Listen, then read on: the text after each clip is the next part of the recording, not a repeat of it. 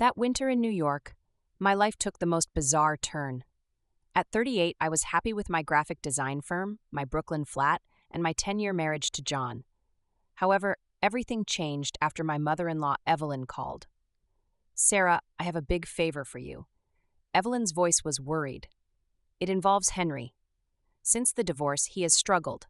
He's lonely, so I figured he'd like to spend time with you and John. Family time could be beneficial." My father-in-law, Henry, was always quiet.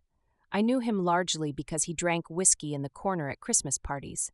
Everyone was shocked when Evelyn and Henry got divorced after 25 years. I didn't realize how difficult it was for him. "Of course, Evelyn," I replied. "He can stay for as long as he needs to." After the divorce, I didn't see Henry very much. His most recent episode of looking preoccupied and seldom talking occurred during Thanksgiving. The man who had been unwavering was now a shadow of his former self, yet he was coming to join us. Henry's shift astounded me when he arrived. His dark hair had turned salty and peppery, his eyes were sadder, and his body was leaner. His beauty, a roughness that time had not forgotten, was the most unexpected thing. He whispered, "Sarah," grinning as he came into our flat and gave me a hug. "I appreciate you allowing me to stay. I swear not to be a burden." I said, "Nonsense, Henry." I made an effort to be upbeat. "Good to see you. Return home." Everything was as usual for the first several days, and John was overjoyed to see his father. We watched movies, made dinner, and shared memories. Later, I noticed that Henry had changed. He spent more time with me while John was away. He sat with me as I designed, helped me in the kitchen, and inquired about my day with a kind and disarming interest. One evening, Henry came up behind me as I was preparing dinner. I hadn't heard him come into the kitchen, so when he spoke, I nearly jumped. Unexpectedly near, he said, "You have flour on your cheek." I wiped my face with my back while giggling. "Thanks, I was completely unaware." Henry did not back down. Instead, he used his thumb to gently brush the flour from my cheek. My spine tingled at the unexpected sensitive touch. After our eyes met, I was unable to take my eyes off of him. My heart pounded at the deep, unsaid thing in his eyes. To ease the sensation, I quickly turned my attention to the stove. "Dinner is almost ready," I muttered tremblingly. "Gently," he said. "I'm looking forward to it." The following few weeks saw a rise in our degree of anxiousness. His propensity to stand too near to me, his lingering looks when he thought I was not looking, and his casual touches that weren't unintentional were just a few instances of his behavior. I dreamed about him holding me and kissing me for longer than I should have. Of course, I knew that was improper. He became my father-in-law after our marriage. The stronger the draw, the harder I fought against it. John had to be at work late one night, so Henry and I were the only ones in the flat. Immediately after I finished washing up after supper, Henry entered the kitchen. "Is there anything I can do to help?" he said slowly and softly. "No, I'm done here." I tell myself anxiously, and go on. He stayed. As he approached, he came to a halt a few inches from me. He said, "Sarah," while staring at me. "I think about you all the time." I pulled back as my heart pounded, but he kept up with me, drawing us nearer. "We can't, Henry." I was cut off before I could say anything more. "Please, just listen," he begged, his hand lightly brushing against my arm.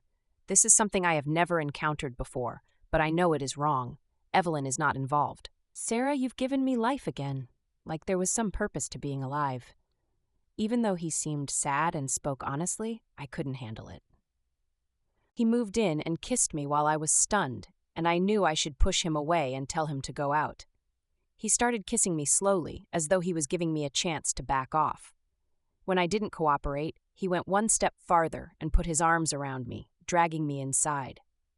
All of my resistance vanished in that instant as I could feel his force and warmth through his shirt. Our decision to disband came when the demand for air exceeded the supply. I looked up into his eyes, breathless and sorrowful. "What are we doing?" I whispered to him and to myself. He cupped my cheek after adding this and remarked, "We're following our hearts. I'm not sorry at all, Sarah. Not right now. Even though I knew it would be very harmful, I still wanted to give in to this forbidden affair."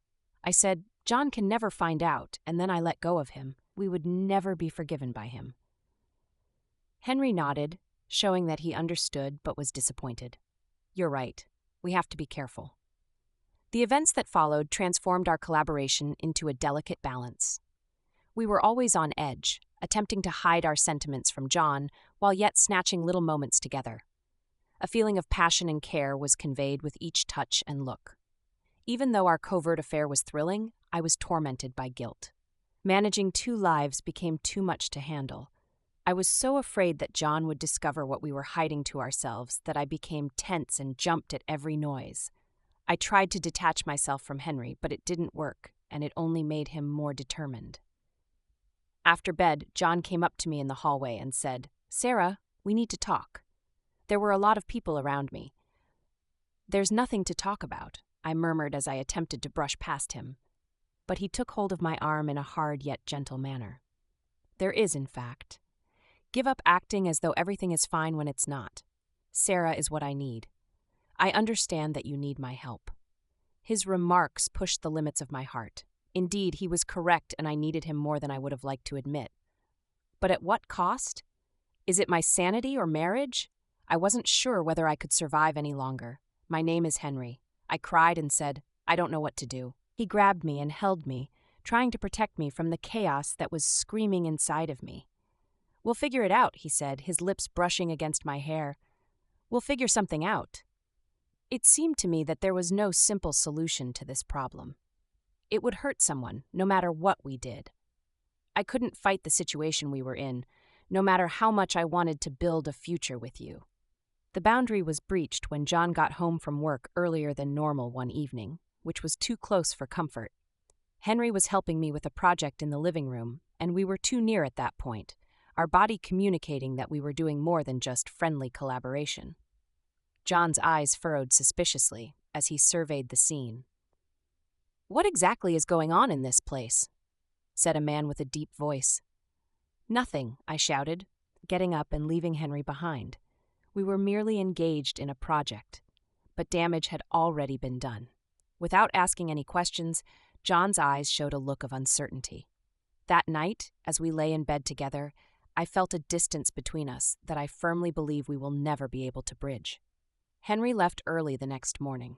While eating breakfast, he groaned and remarked, "I think it's time I moved on. I've spent enough time here."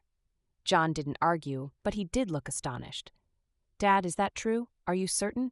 You can stay here as long as you like." Henry glanced at me, and there was an underlying apology in his eyes. "I am certain. I have to resume my independent life." He vanished into thin air. I immediately felt a mixture of regret, relief, and sadness. Although I knew that what we had said was untrue, it was also true, and losing it was like losing a part of who I was. I committed myself to John and worked on mending my marriage over the next few weeks. In spite of this, the experience still haunted me, since it reminded me of how nearly I lost everything. I can't stop thinking about Henry and what may have been. I am unable to replicate our actions because I know they were improper. I stayed with John so we could rebuild our lives. I will never forget that New York winter, which reminds me of the delicate balance between hope and disaster.